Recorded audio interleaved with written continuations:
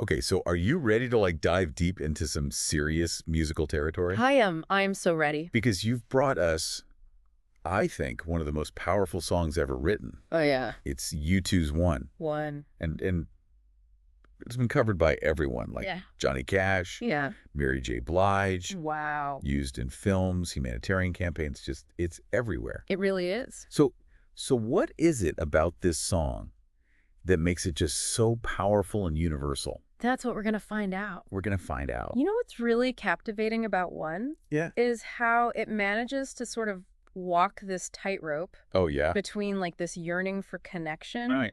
But then it also acknowledges that there are going to be struggles. Yeah. Okay. Like you can't have one without the other. Right. It doesn't shy away from the messy realities of the human relationship. No, it really doesn't. And right from the start, Yeah. like the very first lines were hit with this paradox. Okay. It's called One, Right. but it emphasizes differences and even conflict. It's like that we're one, but we're not the same. Right. We get to carry each other. Right. How do we reconcile those two? Like, those are opposite ideas. It's interesting because I think it's truly a reflection of the human condition, right? Like we crave that sense of belonging. We crave that sense of oneness. Oneness, yeah. But at the same time, we have to recognize and respect our individualities. Totally, yeah. And it's in the tension between those two forces that I think we find the growth both individually and collectively. Yeah, that's really interesting. And then you get to the opening verse. Oh, yeah. Which is just steeped in regret, and it's almost accusatory. Yeah, it is. It's like, did I disappoint you or leave a bad taste in your mouth? It's like raw. It is raw. Yeah. It's somber. It's almost confrontational. It is. And I think it's like we're dropped right into the middle of a relationship that has gone sour. Oh, yeah. Right? Where there's this blame, this disappointment just hanging in the air. Just thick in the air. You know, and it immediately challenges us to examine our own experiences. Yeah. You know, with like forgiveness. Yeah. Yeah. The weight of past mistakes. It's like right there in your face. If It's you messed up, yeah. let's talk about it. Exactly. And then as the song progresses, yeah. it delves into even more complex emotional territory. It does. With lines like, love is a temple, love a higher law.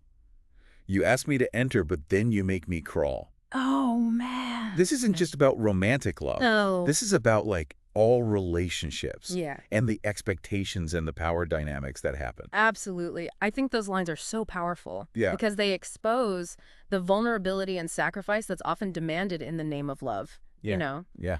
We erect these grand ideals, right? These temples. Oh, yeah. But the reality is often much messier. Oh, it is. And filled with compromises and the potential for hurt. Yeah, because it's not always pretty. It's not. And then we also can't overlook the religious metaphors. Oh, yeah. That are kind of woven throughout the song. Yeah. Lines like playing Jesus and lepers in your head. Oh, my gosh, yes. I mean, those are going to provoke a reaction. I think that's the point. Yeah, I think so too. What's fascinating is how Bono uses those religious metaphors. Yeah. Not to preach, you know, a specific doctrine or anything, but to tap into those archetypes, Yeah. you know, that we all kind of understand. Like universally understood. Exactly. And he's using the language of faith Yeah. to explore like the depths of human suffering, Yeah. forgiveness, and the search for healing. Yeah. You know? And it makes you think. It does. Like he's using these images that we all know. Yeah, familiar images. To make us confront some stuff. Oh, yeah. About ourselves and the world. About uncomfortable truths. Uncomfortable truths, exactly. Yeah. And it's not just the lyrics. Yeah.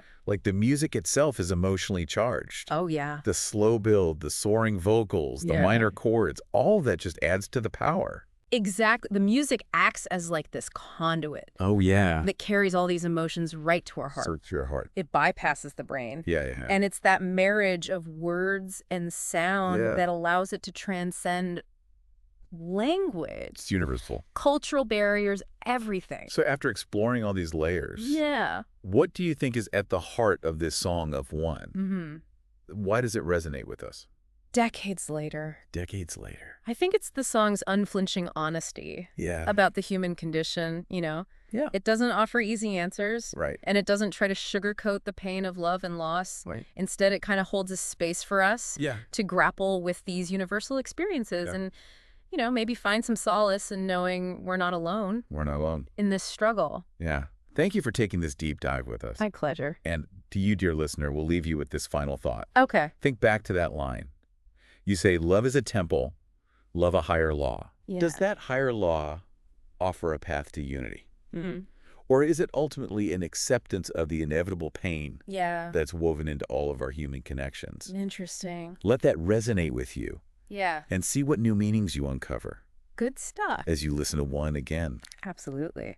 Thanks for listening. Yeah, thanks for having me.